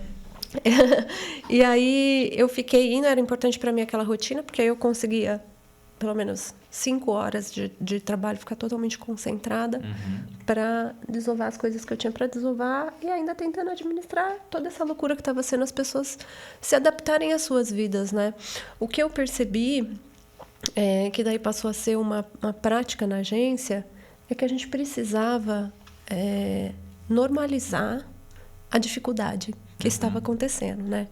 Então, eu comecei a compartilhar muito mais com a equipe. Então, olha, eu não posso agora porque meu filho está fazendo aula virtual. E ele não tem condição, ele tem 3 anos, ele não tem condição de fazer sozinho, eu preciso ficar com ele, eu não tenho o que fazer. Eu estou sem ajudante em casa, eu não tenho babá em casa, eu não tenho o que fazer. Né? Então, você começa a normalizar essas situações e eu acho que isso abre o espaço para a gente humanizar a relação também, né? Porque quando você fala, o outro se sente mais à vontade para abrir também o espaço dele e a gente começa a criar outros tipos de cumplicidade. A gente sabe as responsabilidades que cada um tem que ter. Parte-se do princípio que são todos profissionais adultos. Cada um sabe da sua responsabilidade. Organize a sua agenda da melhor maneira para funcionar, porque está difícil para todo mundo. Eu achei que isso foi muito feliz, assim. Isso é uma coisa que aproximou a equipe, humanizou a equipe. E aí, a partir daí, eu nunca mais me preocupei em... nunca mais me preocupei em esconder essas dificuldades da rotina, sabe? Pelo contrário, hoje em dia eu falo, o cliente quer fazer reunião comigo meio-dia, eu falo, não posso, esse horário eu estou buscando as crianças na escola.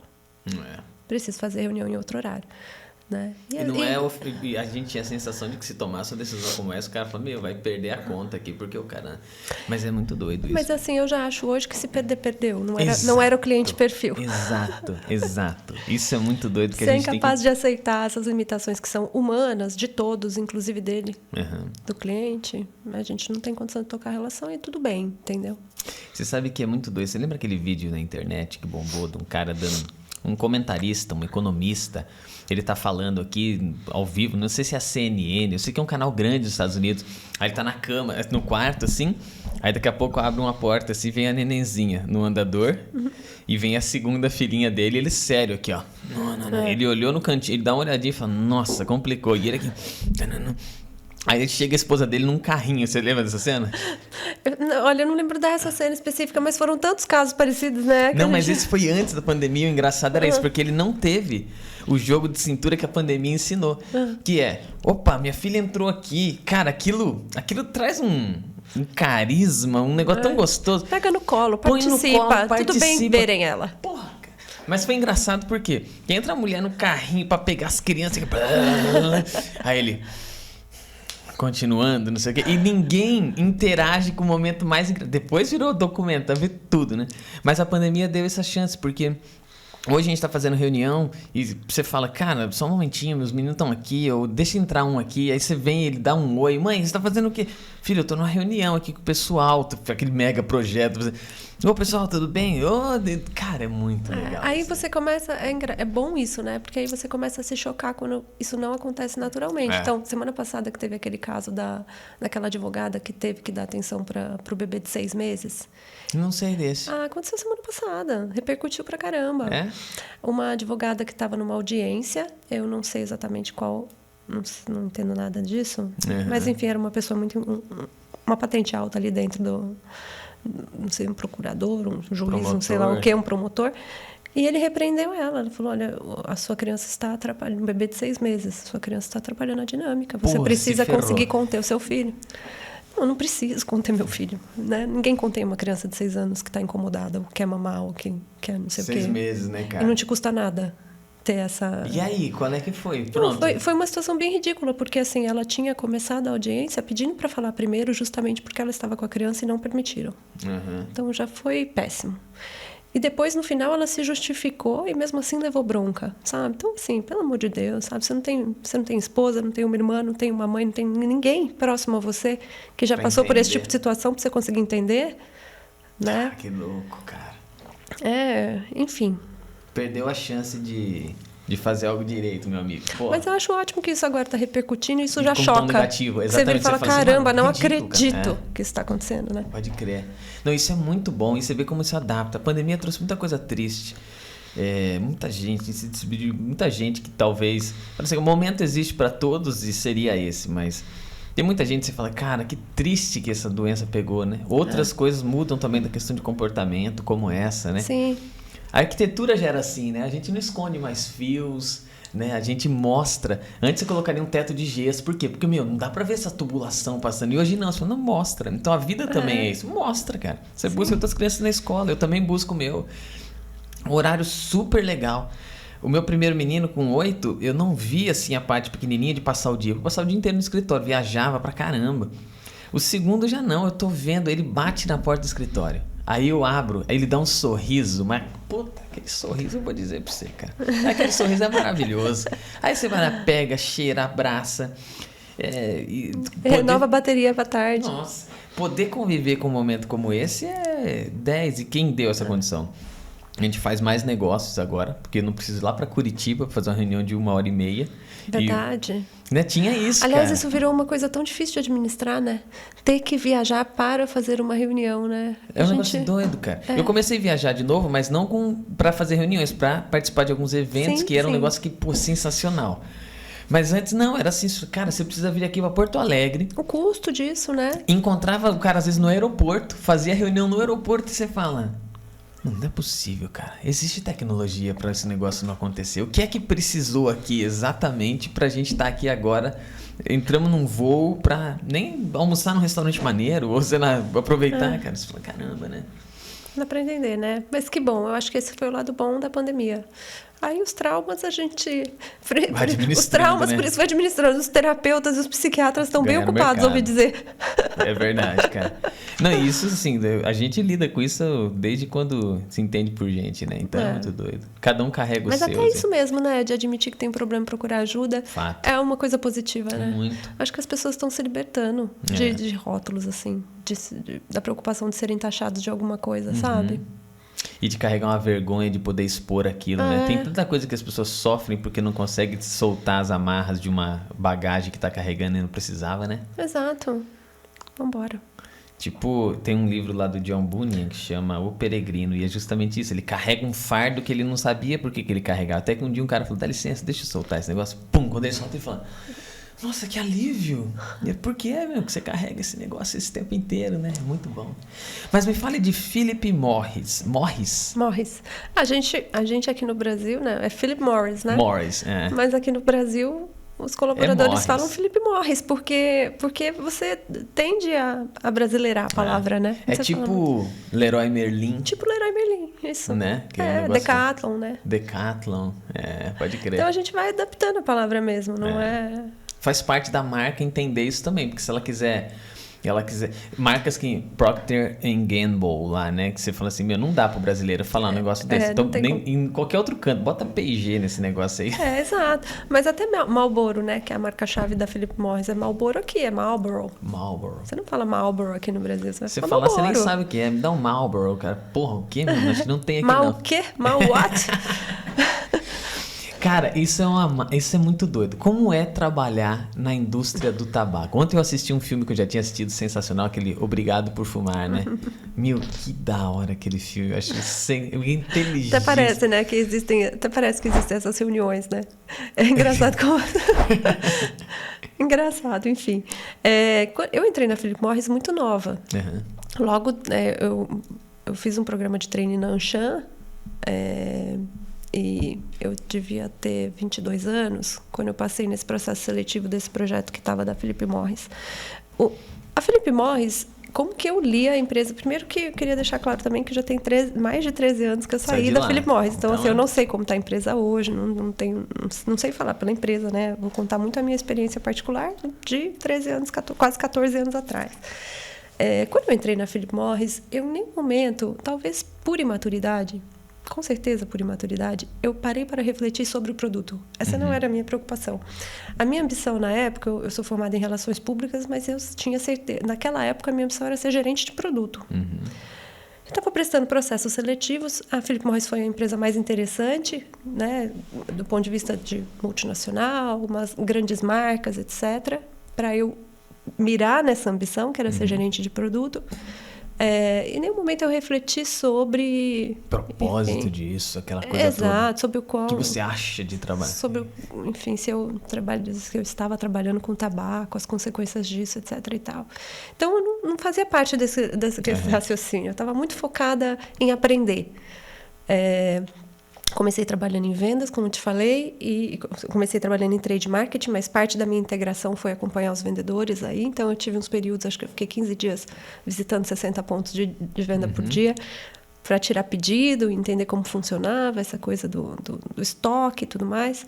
Depois, eu assumi minha função de fato, que era cuidar de uma área geográfica aqui em Campinas, que era Cambuí, centro da cidade, fazendo negociação de contratos de merchandising para tabaco. Então, aí a gente tinha que identificar, tinha que categorizar, né? Cada ponto de venda é adequado para a exposição de qual marca. Então, você tem os pontos que são Marlboro, você tem os pontos LM, você tem os pontos Shelton, enfim. De acordo com a característica do público que frequentava aquele lugar, fazia as negociações de merchandising. Outros lugares fazia negociação que não envolvia dinheiro, mas envolvia, né, seção de material para exposição dos produtos, armazenagem e tudo mais. E fazia o meu roteiro lá de 25 lojas que eu era responsável por fazer a manutenção daquilo. Então, se precisasse subir em banquinho e limpar a peça, fazia também. Era tudo parte do trabalho. Tava na descrição isso ou não? Tava, mas tudo bem. Conservação, cuidar da conservação do... Você é responsável, se a sujeira está impactando de alguma maneira a comunicação, você tem que resolver a sujeira. Eu trabalhava no centro da cidade, mas isso era super comum. E tá tudo bem. Engraçado como essas coisas, assim, nunca foram empecilhos. Embora eu me entenda como uma mulher privilegiada, que as pessoas podiam olhar de fora e falar, mas podia ter se poupado disso, podia ter feito outro trabalho. Num ambiente muito machista, né? Os próprios homens que trabalhavam comigo também deviam me achar a maior Patrícia do planeta. O que você está fazendo aqui? Para mim, eu não me importava com aquilo, porque eu entendia que era uma experiência necessária para ser vivida se eu queria seguir com a carreira. Não entendia também que eu ia fazer aquilo por muito tempo, mas eu entendia que era uma fase necessária. Quando eu conforme eu fui me ambientando, fui tendo a oportunidade de enxergar, eu percebi que, na verdade, o comportamento de cigarro em ponto de venda é muito semelhante a de vários outros produtos. E aí isso foi muito legal para mim, porque eu percebi e falei, puxa, eu posso trabalhar com muitas coisas.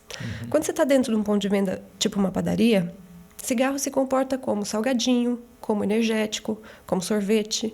Você tem um mesmo modelo de atuação de trade marketing em ponto de venda.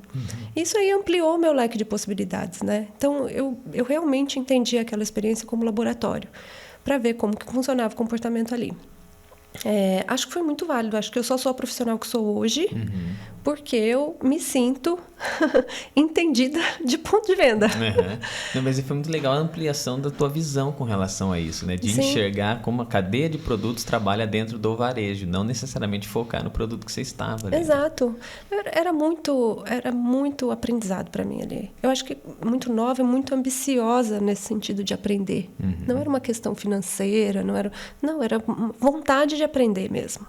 Eu sempre tive essa consciência. Eu não saberia desenvolver um produto ou vender um produto se eu não soubesse como ele se comporta. Então, eu preciso aprender sobre isso. Aí o meu passo seguinte eu fiquei 1 ano nessa função. Depois dessa função, eu entrei para a área que na época chamava LAMP. E eu tive um chefe que era incrível, maravilhoso, Olavo Medeiros, que é meu amigo até hoje, que ele era, na época ele se chamava, acho que até hoje ele é capaz que se identifica dessa maneira, como Cool Hunter. Cool Hunter, né? É um desbravador de tendências. E a área que ele liderava, que era a área de Lamps, era casas noturnas e eventos. Então eu mudei o trade, ao invés de trabalhar o trade diurno, eu mudei para o trade noturno. Para balada. Para balada. Então eu era responsável pelo interior de São Paulo inteiro, também no desenvolvimento de contratos de merchandising e ativação em casas noturnas e festas. Aí entrava muita coisa, por exemplo, foi a área que eu comecei a trabalhar em Fórmula 1, entender o que é um evento de um porte de Fórmula 1, festa do Peão de Barretos, 15 dias, acampada praticamente em Barretos, 120 promotores trabalhando, investimentos milionários daí, né? Realmente milhões de reais. Aí você começa a ter uma dimensão um pouco diferente de onde você chega. Coisas que talvez daí só uma multinacional também desse porte consiga te proporcione como experiência. Sim. Foi muito legal também. Mais uma vez, eu nunca me senti intimidada pelo ambiente, não foi uma preocupação para mim. Eu entendia que aquilo era fundamental. O trade noturno on-premise, ele tem um comportamento específico, o tipo de materiais que você desenvolve são diferentes, o tipo de interação com o público é diferente, as pessoas estão mais predispostas à abordagem e coisa do tipo. Então, para mim, aquilo tudo foi aprendizado. Eu era muito alheia, de verdade, eu era muito alheia ao produto em si. Mas talvez isso tenha acontecido porque a Philip Morris tinha uma postura muito ética. A gente era muito treinado para trabalhar em cima do discurso do adulto fumante. Então, eu era responsável. Eu dava treinamentos de capacitação das equipes de promotores e tudo mais. Isso era muito reforçado, né? Não podia abordar quem não tivesse 18 anos. Comprovadamente 18 anos. Então, isso me dava uma segurança de que era um produto legal e que estava trabalhando dentro da legalidade também, né? Porque a partir dos 18 anos, se a pessoa opta por fumar, é uma responsabilidade dela, ela faz o que ela quer, porque o produto é legal. Então, eu me sentia confortável nesse sentido, eu não me sentia infringindo nada. Mas pela Philip Morris ser uma empresa muito ética. Não conheço outros, nunca trabalhei em outros para saber como elas outras se comportam, mas dentro da Philip Morris isso era muito sério. Sim. Aí depois disso foi também um ano de experiência nisso, e aí eu fui para Curitiba. A matriz da Philip Morris era lá, né? E aí eu fui para Curitiba e aí eu assumi a coordenação dos projetos de casas noturnas e eventos para todo o Brasil. E aí eu comecei a trabalhar muito próximo das marcas. Então, quando a gente tinha um lançamento de um produto, eu estava junto no desenvolvimento das ações de interação desses produtos. Então, eu já comecei a sanar essa minha vontade de ser gerente de produto. E, aliás, aí eu descobri que, na verdade, eu não queria ser gerente, eu não queria desenvolver o produto. Eu queria fazer aquilo que eu estava fazendo mesmo, que era trabalhar na ativação, né, na interação das pessoas com o produto. E foi muito bacana, foi muito experiente. Foi muita experiência. Você pega esse lance do propósito, né? Porque ser o gerente do produto é o dia que você conseguisse aquela cadeira, você diria assim, cara, e agora? Vou pra onde, né? Porque eu já tô na cadeira.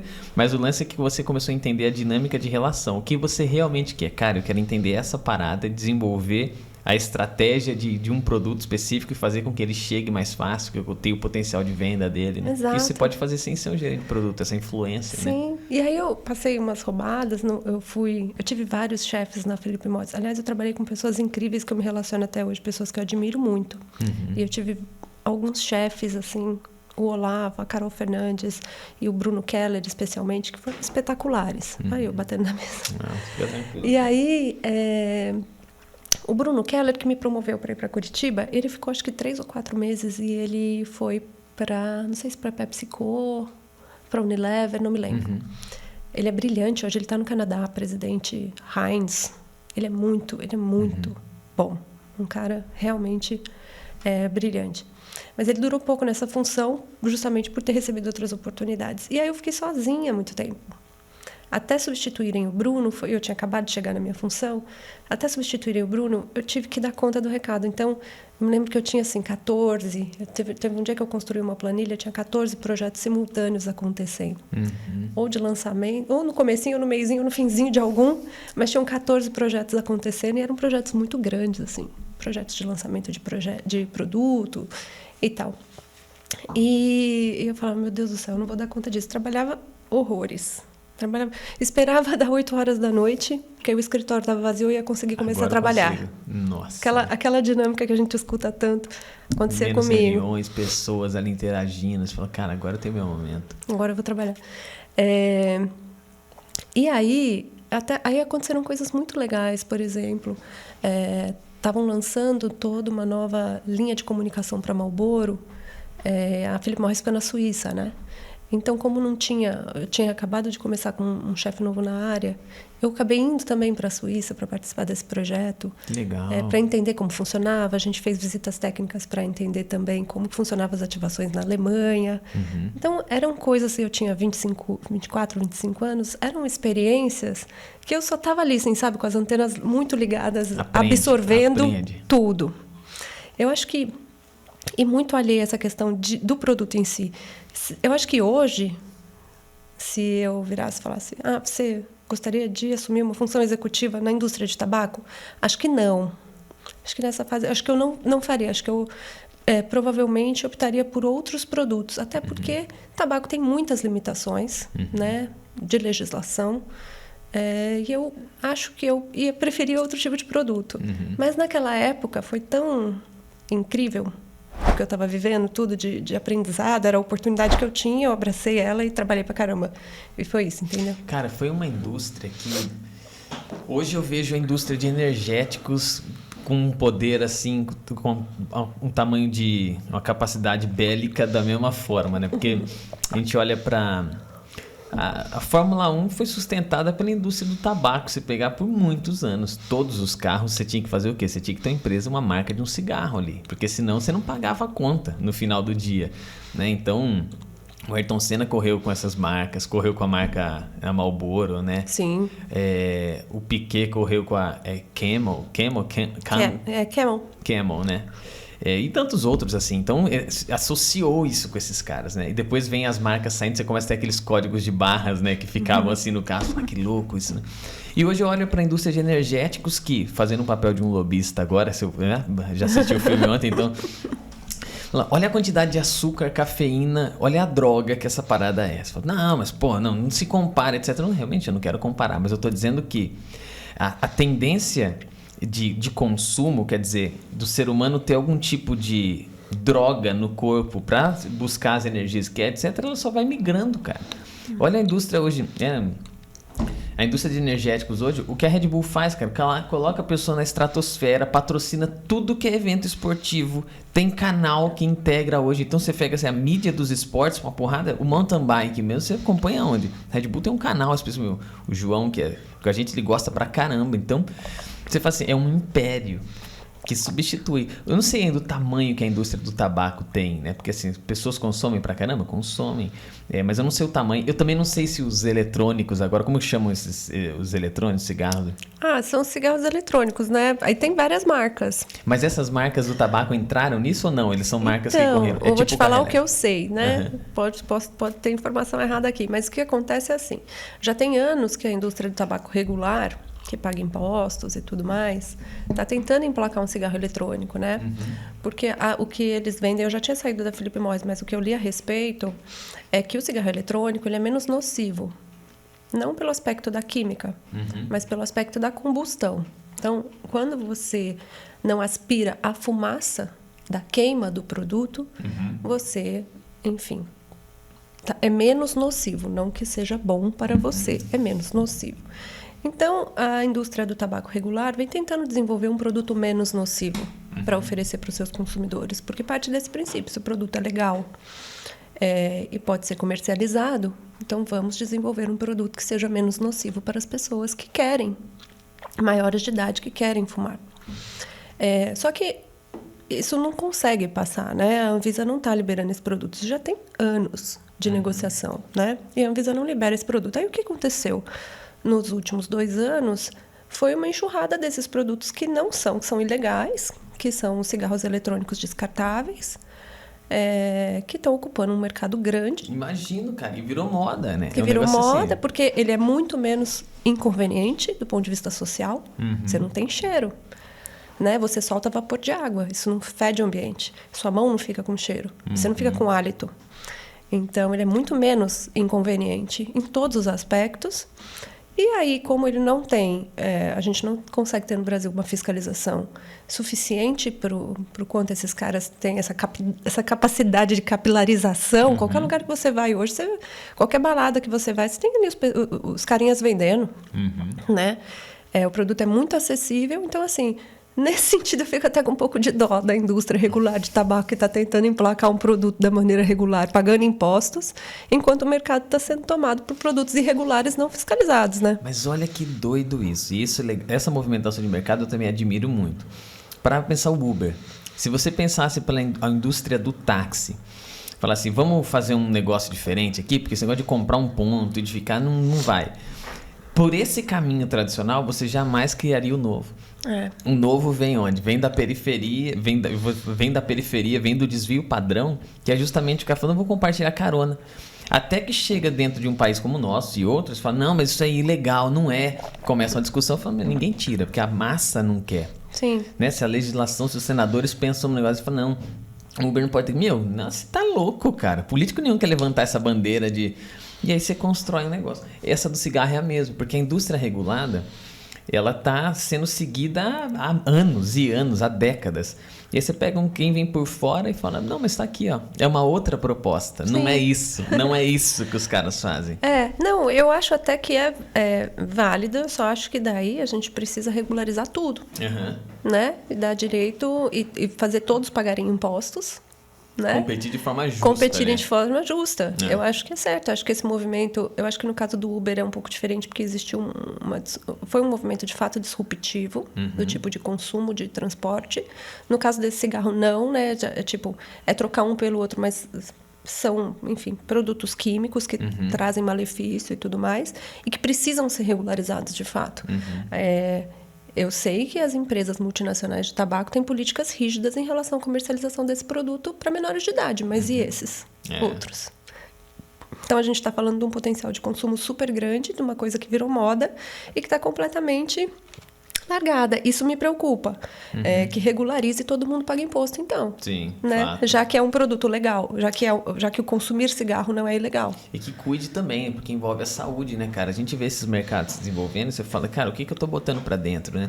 Mercado de cerveja artesanal, lembra? Recentemente teve um caso que ficou muito claro, mas assim, sempre acontece, então você não sabe às vezes condição de higiene, etc. Tem muita coisa que tá por trás. O cara toma uma bebida contaminada, morre, cara, fica mal, né? Então, eu concordo absolutamente. Nesse mercado, o governo ele tem que regular, de certa forma, porque ele é responsável e tem pessoa consumindo, né? Tudo aquilo que você de consumo. Não, e vão gerar, né? Vão gerar demanda para a saúde pública. Então, assim, paga imposto, pelo menos, para ter como subsidiar isso. Cara, que legal, hein? Tem muita coisa que você viveu dessa caminhada, assim, que eu agradeço muito, assim, por teu compartilhamento. Todo convidado que vem aqui me ensina pra caramba, cara. Imagina. Me ensina pra caramba. Esse lance de varejo eu acho sensacional. Eu tiro lições disso muito. Trabalho hoje olho muito pro B2B, assim, né? Eu negocio com um ser humano, no fim das contas eu tenho que encantar um ser humano. Tudo que a gente faz aqui é para que as histórias legais cheguem ali, a pessoa fala, por que eu levo a tua marca e não levo a do outro? Falo, cara, não sei explicar, mas no fundo tem uma intenção nossa. Mas é muito interessante aprender com o consumidor da ponta do varejo, porque dá para aprender demais com eles. Dá para trazer para dentro de um outro formato B2B e adaptar uma série de conceitos, assim. Sim, com certeza. Com certeza. Nossa, eu desde que eu comecei a me concentrar mais em estudar sobre o comportamento do varejo, nossa, para mim mudou a minha motivação no trabalho, sabe? Eu acho fascinante. O varejo é fascinante. Como as pessoas consomem é fascinante. E entender sobre isso... Imagina, a gente está falando agora metaverso, né? Aí estava esse ano na palestra que teve na NRF, e a gente teve um CEO da Ralph Lauren falando sobre todo mundo meio desesperado sobre metaverso, né? Sem saber o que fazer, sem saber como consumir, como monetizar isso, como transformar. E ele contou o case dele, que ele vendeu, se eu não me engano, essa informação pode estar errada, mas o número era grande, isso que é importante saber, 100 mil camisetas Ralph Lauren para Avatar em um mês. Pode crer. Então, você imagina que você muda toda forma de faturamento da empresa, que não envolve uma cadeia produtiva que ela já está acostumada, é outra coisa. Outro tipo de desenvolvimento de portfólio. É outro cara ali desenhando essas camisetas. Exato. Então, assim, é muito louco isso que a gente está vivendo. E, ao mesmo tempo, é muito fascinante, né? A gente sempre vai ter os negacionistas, né? Que vão falar, isso é moda, isso vai passar. É engraçado, cara, né? Como tem pessoa que resiste à realidade, né? Você sabe que eu gosto tanto de conhecer essas coisas doidas, porque eu entrevistei um cara terça-feira aqui. E ele é o Felipe dos Anjos. Ele é o cara, ele se intitula assim, né? Porque um dos títulos, ele é o gay mais seguido do LinkedIn. Olha. Ele é muito doido. É um cara super influenciador lá e tal. E vem bater um papo e a gente falando disso. E a gente falando dessa questão de consumo, porque ele postou um negócio da Anitta. E aí todo mundo os caras que elogiam, outros que ela ganhou o prêmio da MTV agora. E eu gosto de, sim. Não é o estilo de música que eu gosto, não tá ali, mas eu olho para o que ela conseguiu entender, porque ela entendeu a massa, a dinâmica do público em potencial dela, e ela oferece exatamente aquilo que o público quer consumir. Rodeado de uma série de coisas. Do ponto de vista de consumo, nós temos que conver agora que ela conseguiu, cara. Sim. Ela conseguiu. Eu vi um comentário de um cara dizer assim, isso prova que os melhores nunca vencem. Eu falei assim, peraí. No público que ela tá querendo atender, com o tipo de produto que ela tem, ela é melhor, cara. Indiscutível. Eu não quero colocar agora do lado dela o Led Zeppelin e ela... Não é questão de comparar, porque existem categorias. A questão é do público, do que ela quis fazer, o que ela quis entender. E no momento que as pessoas estão vivendo, né? Mas assim, eu acho também muito ruim. Eu também não escuto a Anitta na minha casa, no meu carro. Mas eu acho péssimo quando as pessoas tentam não reconhecer o valor dela. Cara, você não gosta, você não escute. Não tem problema. Você não precisa consumir ela. Agora, você precisa reconhecer que ela atingiu um lugar que ninguém tinha atingido antes. Não interessa daí a avaliação da qualidade da coisa, porque esses são critérios abstratos. O que é qualidade para um não é qualidade para outro. Não interessa, a gente não pode entrar nesse viés. Né? Então, você não gosta, você não consome. Até aí, você não desvaloriza aquilo que você não conhece. Você nem tem intenção de conhecer, porque não foi feito para você. Ponto, acabou. Mas isso está na característica do marqueteiro. Porque é o que eu estava dizendo para ele. Eu falei, cara, eu não tenho problema em querer entender isso. Aliás, eu quero. Porque tudo que a gente cria, a gente quer buscar um público que consome. Pode parar pra ver. O cara posta uma foto no Instagram. Por que você postou aquela foto? Você não postou porque ali é o lugar de registrar as coisas. Você postou porque tem um público que você quer que consuma aquela foto. Que vai dar like. Então, a partir do momento que você faz isso, teu potencial vai ser sempre quem entende esse público. E vamos lá. Falando do metaverso, e aí foi o ponto que eu toco com ele... É que o metaverso ele já existe dentro de um nicho muito forte em que as pessoas não têm acesso, que é a indústria dos games. Você pega o Counter-Strike, jogo de tiro, famosíssimo, CSGO. O prêmio que os caras pagam para um ganhador de torneio é maior do que o Djokovic ganha num Grand Slam, cara. O Djokovic ganha um Grand Slam, né? Todo requintado, o Grand Slam inglês lá, o Wimbledon, né? Você fala, uau, não sei o que, ganha 3,5 milhões de dólares, 4 milhões. O CSGO paga mais que isso, cara. E aí, o que os caras fazem lá dentro? Onde que monetiza? Cara, é uma cadeia tão grande. Por quê? Você quer botar um skin na tua arma? Quanto custa? Cara, tem skin de tudo que é preço. E aquilo é um produto digital que te identifica. Torna você diferente da prova. Exato. Meu moleque joga Minecraft. E eu falo muito disso. É um jogo, é um metaverso? Lógico, bicho. Você constrói ambientes, casas, ele constrói uns negócios que eu acho muito... Eu falo, cara, de onde você tira essa ideia de fazer uma casa assim? Eu falo, que loucura, cara. Tá entendendo o lance da arquitetura? Você passa pra dentro de um jogo, sim. O boneco dele tem uma camiseta que ele gosta, tem um boné ou tá sem boné.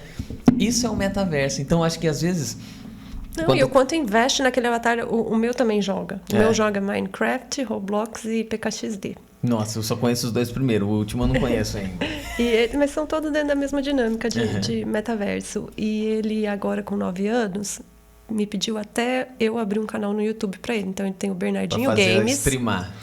Ele tem o Bernardinho Games com seus 73 seguidores, que eu monitoro diariamente, né?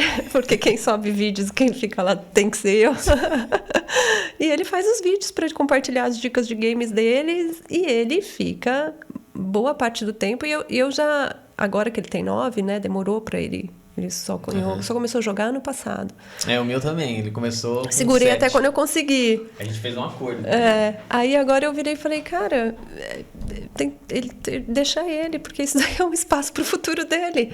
E os especialistas, enfim, estão nascendo agora. Então a gente tenta restringir o horário, mas não tem mais como impedir que ele invista nisso, porque além dele ter vocação, é futuro.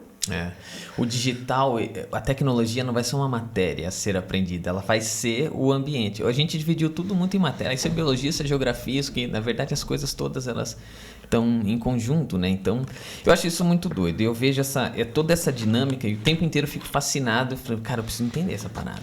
Eu não gosto de videogame. Eu comprei um videogame pra ele agora e eu não gosto de jogar. Ele me chama pra jogar, eu não gosto. Eu não fui criado com videogame. Mas eu olho pra isso e falo assim, de vez em quando eu vou lá, me arrisco, tem um joguinho novo, por quê? Eu falei, mano, eu preciso entender esse negócio aqui, porque... É exatamente assim que eu me sinto. E ele fala que eu sou noob. Esse é o noob. título. Putz, cara. Que não manja. Eu olhava pro meu pai como um noob, agora dando esse nome pra ele, e falo, cara, eu cheguei tão rápido a ser o meu pai. Não demorei tanto igual ele. Eu sou você, pai. Eu falei, pai, o mundo me colocou nessa tua categoria de não saber mexer num caixa eletrônico, só que o caixa eletrônico é outro agora, pai. Raquel, muito obrigado. Você gostaria de ter dito algo que eu não te perguntei aqui? Acho que não, acho que a gente falou bastante, né? Aqui... Muito legal, não? Massa, espero ter contribuído aí. Nossa. Ajudado a pensar em alguma coisa. Me ajudou a pensar em várias coisas também. A troca é sempre boa, né? Obrigada. Muito. Eu gosto demais. Você que também está ouvindo a gente, assistindo, se quiser compartilhar, mandar para longe, fazer o que quiser com essa conversa, faça, porque eu tenho certeza que ela coloca muita cabecinha para pensar, para perder alguns preconceitos que tem com relação a temas. Bem legal. Então... é isso aí, muito obrigado. Obrigada a você. Até o próximo. Tchau!